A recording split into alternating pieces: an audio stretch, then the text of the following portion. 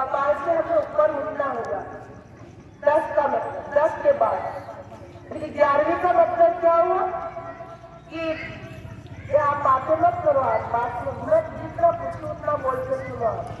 तो कहने का मतलब कि अब 11वीं आती है, 12वीं आती है। अब हम लोग 11वीं तो कर सकते हैं, पर हमें 11वीं का क्या मतलब है, 12वीं का मतलब क्या है। अब हम क्या करते हैं, वो ये प्राण बैठ के रिकॉर्डिंग करो।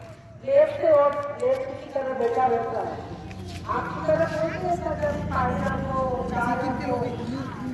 है ना, ये प्राण अभी आई है, वो प्राण अभी है, उसको चाय पिलाओ, उसको पानी रखो, उसको भोग लगाओ।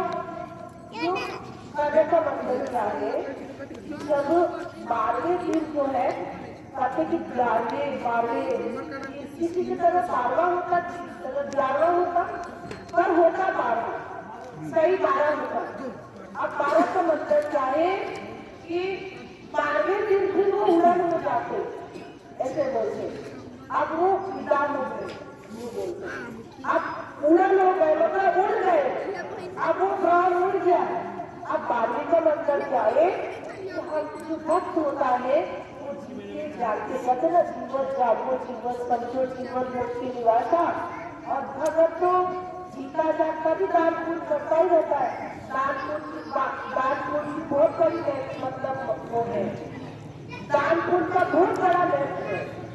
गरुड़ पुराण में कहते ना सोना चांदी वस्त्र गद्दा सब्जियां कितना कितना दान करते हैं। कहने का मतलब कि एक प्राणी जो है उसको जीता है, वो जीता जागता भी करता है, और वो संस्कार ऐसा दे जाता है अपने परिवार को कि वो बाद में वो मरता तभी उसके परिवार करता ही रहता, दान करता ही रहता है। दान की बहुत बड़ी प्रथा है। आपको प्राण 12वें दिन का कहा कि 12वें दिन वो उड़न हो गया। 12वां दिन का मतलब क्या है, इंद्रिया है, कहते ना परम इंद्रिया है, ज्ञाने इंद्रिया है, 10 तो इंद्रिया हो गई, और 4वां हमारा मन हो गया, और 5वीं बुद्धि हो गई। और बुद्धि से भी परे है परमात्मा जो उड़ने वाला फ्लाइट, जिसको फ्लाइट में बैठ के विदेश जाते हैं ना हम लोग, ऐसे सत्संग रूपी फ्लाइट में बैठ करके ये प्राणी उड़ना सीख जाता है, उड़ना सीख जाता है।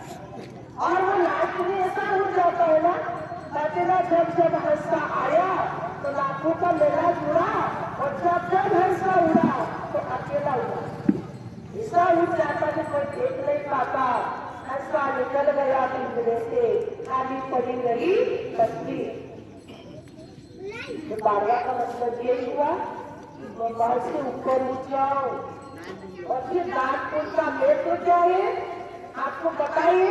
महापुरुषों की सेवा किया था लोगों ने, तो लोगों ने क्या बना दिया, उनके नाम से भंडारा बनाओ, दान पुण्य करो, मतलब करने का।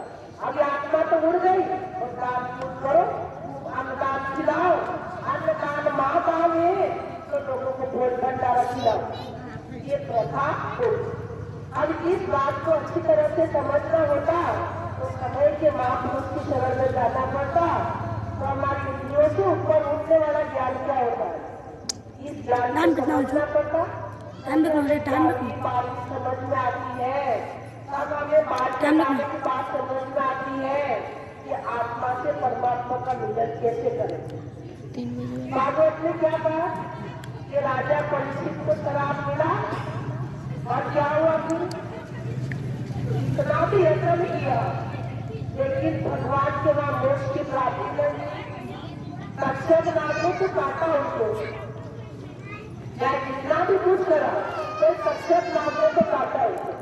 तक्षक नाग का मतलब क्या हुआ कि तक्षक नाग आकर के बाद आ जाएगा, कभी मुकाम के बारे में आएगा, सबके सिर पर तक्षक नाग मंडरा रहा है, ऐसा नहीं कि कोई बचेगा। और 7 दिन में हमारा जन्म हुआ, और 7 दिन के अंदर ही हम चले जाएंगे। सप्ताह का मतलब क्या हुआ, भागवत का मतलब क्या हुआ कि भगवान का ज्ञान, भागवत प्राप्ति। ऐसे नहीं कि हमें खाली पढ़ लो और लाल कपड़ा में बांध दो भागवत को, कथा को पढ़ लो और लाल कपड़ा में बांध दो, ऐसा नहीं। पिंड जानती तो पंडित और ब्रह्म जानती तो ब्राह्मण। कबीरदास जी ने कहा कि पिंड को जानते पंडित आज लोग बाहर का पिंडदान तो खूब कर रहे हैं, ब्राह्मण लोग भी रोज पिंडदान कर रहे हैं और अपना पिंडदान का पता ही नहीं है ना। बाहर को कितना पिंडदान कर रहे हैं, मुझे कोई आता का कर रहा है, कोई स्त्री का कर रहे हैं। तो कहने का मतलब भाइयों बहनों यही हुआ कि मतलब हम परमात्मा का मिलन कैसे करें। फिर आखिर राजा परीक्षित को श्राप मिला तो इतना कुछ करने पर भी कुछ नहीं हुआ। लास्ट में संत आए ऋषि नारद, उन्होंने कहा कि समय के महापुरुष है, तत्वदर्शी महापुरुष कौन है? सुखदेव मुनि। तो सुखदेव मुनि को बुलाया, फिर उनका आत्मा का ज्ञान किया, तब राजा की सदगति हुई। कहने का मतलब सदगति होती है, सदगति तो सिर्फ सदगुरु महाराज के द्वारा ही होती है। कहने का मतलब इतना लंबा लंबा महिमा सुनाने के बाद फिर लास्ट में सच्चाई यही है कि सदगुरु के चरणों में सदगति होती है। राजा परीक्षित के ऊपर केस लगा हुआ था और महाराज ने आकर के उनको आत्मा का ज्ञान दिया। टेबल पे बैठना, टेबल और तक्षक आने के बाद भी शराब को लगा था, शराब को मुझे भी लगा कि मुझे अतीत जाना है, चाहे संत भी जाएगा, खाना आया है तो जाएगा, राजा है पर जाने के बाद हमारी दुर्गति नहीं होना चाहिए, हमारी सदगति होना चाहिए। ऐसा ज्ञान कहाँ मिलेगा? तो खास कर गुरु महाराज के चरणों में मिलेगा, कैसे मिलेगा? गुरु तो संसार में बहुत है और सदगुरु सिर्फ एक ही होते हैं। तो भाइयों बहनों कहने का मतलब कि आप लोग गुरुकारी की महिमा सुनते हो भागवत के अंदर कि आत्मदेव नाम का ब्राह्मण था, तुंगभद्रा नदी के किनारे कर्नाटक में था। कर्नाटक की बात हुई, उसके दो पुत्र थे, एक कुकर्मी था, एक धार्मिक था, एक सत्संगी था। उस भाई का मोक्ष कैसे हुआ? जो कुकर्मी था प्रेत बन जाता है और भाई के सपना में आता है, तो एक दिन सदगुरु महाराज के चरणों में जा करके मेरा सत्संग करा ले और मेरे को आत्म ज्ञान से शांति मिलेगा। भाई मैं तो भटक जाऊं, मैं तो प्रेत बन जाऊं, ये मेरा कर्म ही ऐसा था, शराब पीता था और जो है कुकर्मी था, चोरी करता, शराब पीता, मीट खाता और अत्याचार करता था। तो बेटा ने मार दिया उसको, बेटा ने आग भर के मुंह में मारा, खटिया में बांध दिया, जब उसके पास पैसा नहीं रहा, पूरा घर खा गई, बेच दिया, प्रॉपर्टी सारी बेच दिया। माता पिता को भी उनकी हैसियत से माता पिता भी मर गए। कितना गाली खिलाई अत्याचार बोलता है यार, इसमें रिकॉर्ड ना हो रहा है। कितना तारीख है आज? वहाँ देखो 14 है, 14 तारीख को श्रद्धांजलि था, 15-16 तारीख कल भोज था, 15 को आज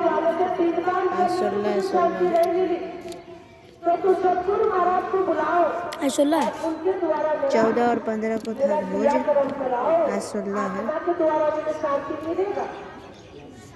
सब सारे भक्तों को जिसको ज्ञान देना था तो ज्ञान दिया, सत्संग सुनाया और उस प्रेत को बुलाया वहाँ साधु संतों ने गुरु महाराज के सामने। तो एक आदमी के शरीर में डाला उसको, अपना देवता आपके शरीर में तो उसके काम को दो, तो उसको शरीर में आह्वान किया, फिर उसको ज्ञान दिया। कभी तो कहते ना कि एक बांस रोक दिया, फिर कहते थे बांस फटा, और ये बांस फटा तो प्रेत को शांति कैसे मिल गई? बांस का मतलब हमारा शरीर है, ये बांस इसके अंदर 7 चक्र है, 7 चक्र से ऊपर उठने वाला ज्ञान सदगुरु महाराज देते हैं। नाभि कमर से श्वास को सारी गांठें टूटती जाती है, वक्त के अंदर सारी गांठें टूटती जाती है, जब आपका ज्ञान बन जाता है ना, और लास्ट में वर्तमान आत्म शांति की जाती है। तो कहने का मतलब कि ये सारा कर्म कांड का ज्ञान तो सदगुरु महाराज देते हैं, लेकिन लोग समझ नहीं पाते। आते हैं तो कर्म कांड करने में लग जाते हैं और सच्चे सच्चे कर्म बोल रहे ना वो कर्म कांड का ज्ञान भी समझते थे तो आत्मा को सदगति कैसे होती है वो समझ जाए। तो मुझे एक बात याद आई, छोटी सी बात है, समय भी होता हमारा। तो कहते थे सरदार जी की गुरुद्वारा, सरदार कौन होते, पूजा पाठ ना करते हो, अपने गुरु ग्रंथ साहब का पाठ करते ना, तो सरदार जी भी अपना गुरुद्वारा बनाते है ना, क्यों नहीं बनाते? हाँ बोलो, हाँ गुरुद्वारा बनाते हैं ना। तो सरदार जी का गुरुद्वारा था और पंडित जी का मंदिर था। एक बहुत मजेदार बात है, तो क्या हुआ सरदार जी भी अपने गुरु का पाठ करते थे, पूजा करते थे।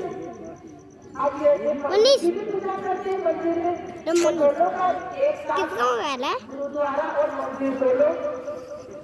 अब क्या हुआ कि पंडित जी के पास बहुत लोग आने लगे, कोई त्योहार पड़ जाएगा, कान के नीचे बजाना मनसिया के कान के नीचे मारना मनसिया के हमारा बने सरदार जी को बड़ा दुख हुआ, बोला कि भाई दोनों का तो एक ही जगह बना और जिनके पास इतने लोग क्यों आ रहे पता नहीं।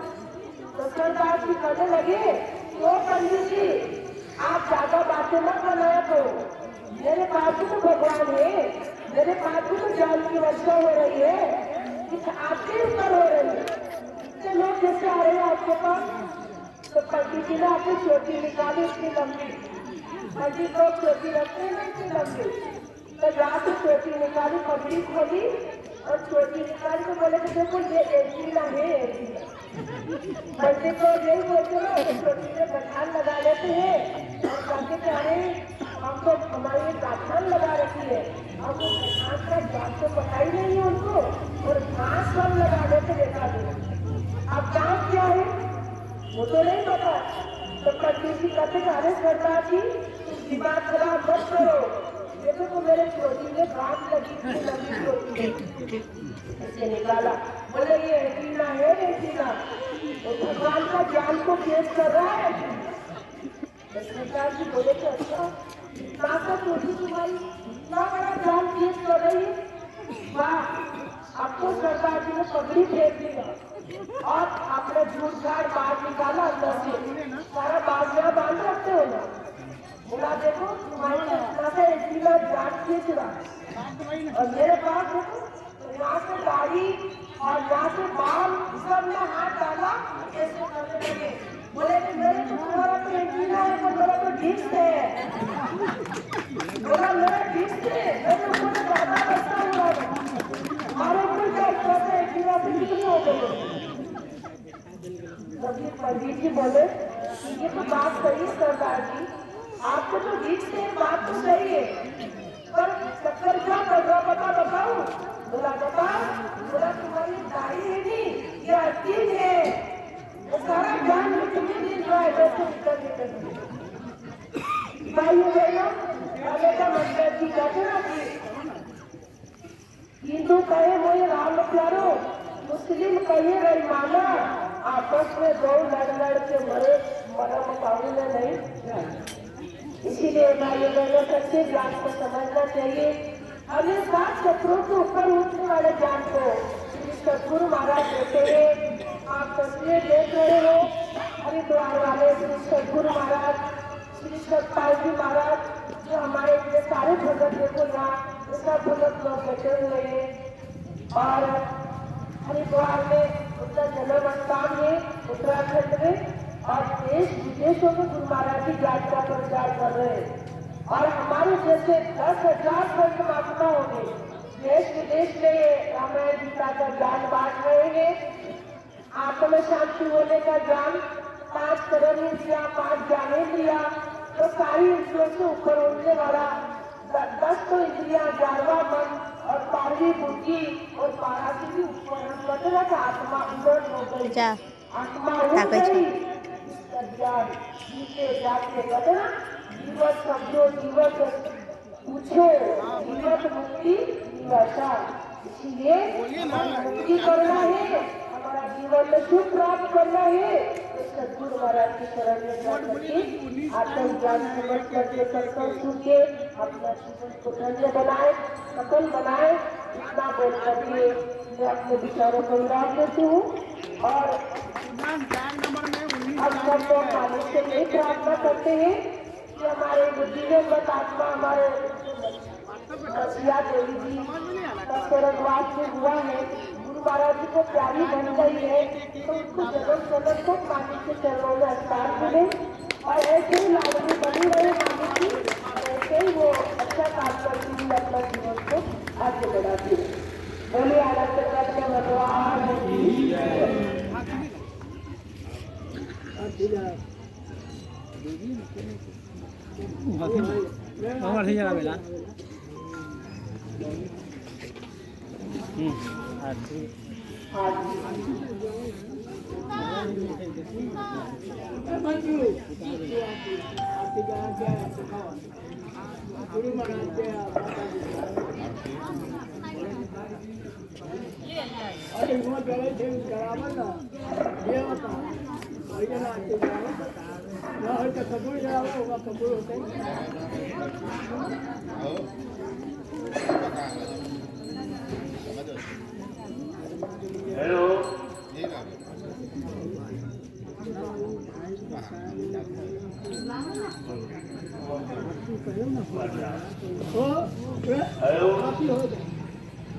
ऑपरेशन नहीं है।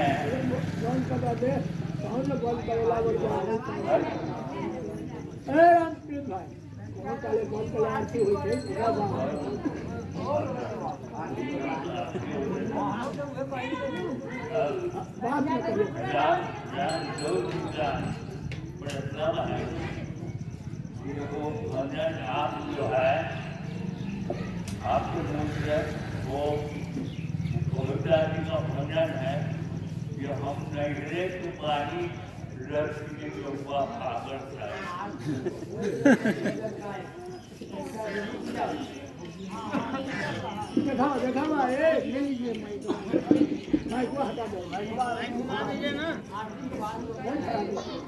फोन का इम्पोर्टेंट है।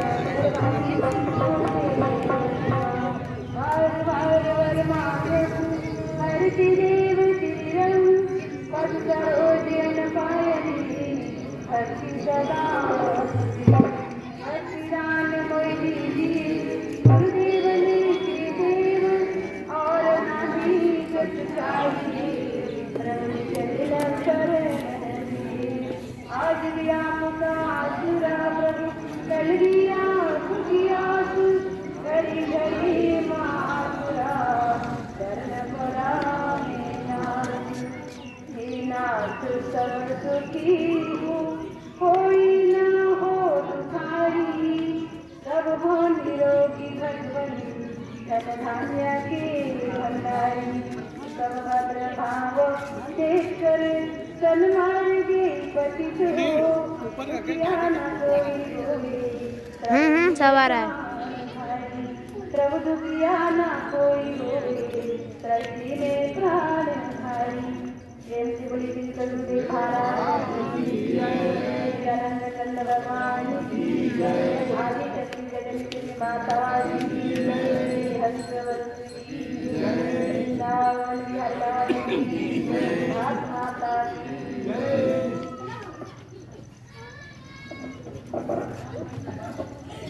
आप लोग सभी लोग वो दिव्यंगत आत्मा के लिए मनीष मामा प्रभु का ध्यान करेंगे महाराज के चरणों का ध्यान करने के लिए वो माता जी के लिए दिवंगत आत्मा के लिए थोड़ी से शुभ करेंगे वही उनके लिए श्रद्धांजलि होगी शक्ति श्रद्धांजलि आज बंद करके सभी लोग महाराज के चरणों का ध्यान करेंगे। ले जाओ घर हमने ले लिया किसे कहाँ से वो नाती है चलेगा हमें चलो बताओ कब किन देवो चॉकलेट किन देवो बिस्कुट किन देवो आप कभी लेगा कभी लेगा बोलो तुम पहले ले क्या लेगा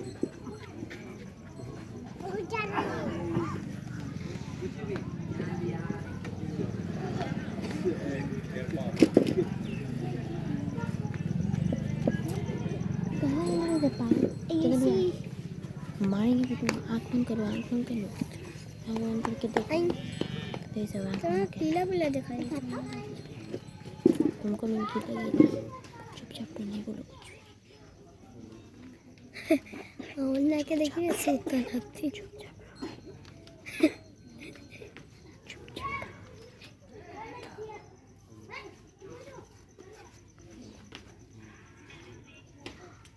बोले श्री सद्गुरुदेव महाराज की आदि शक्ति जगदीश माता की आनंद कंद भगवान की सभी दिव्य महापुरुषों सच्चे दरबार की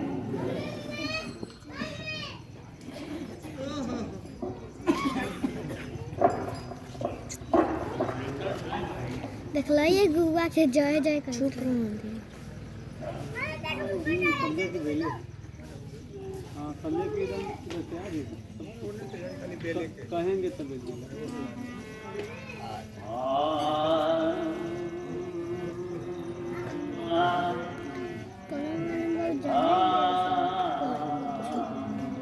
तो हाथ उठा के लगा हाँ यखंड मंडलाकारं अखंड मंडलाकारं व्याप्तं येन चराचरं तत्पदं खाता तो तोड़ कितना होगी अरे यार तस्मै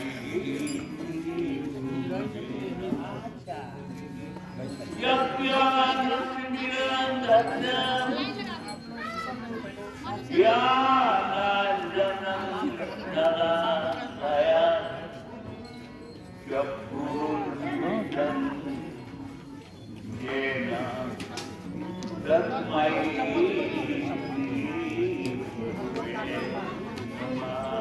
पहले औरत लोग गोलू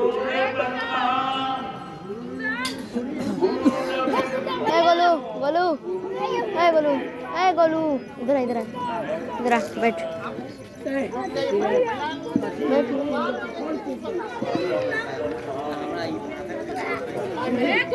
बैठ वीडियो बना तेरा काम आवेगी ऐसे दिखाई है इसे हाँ दो हाँ दो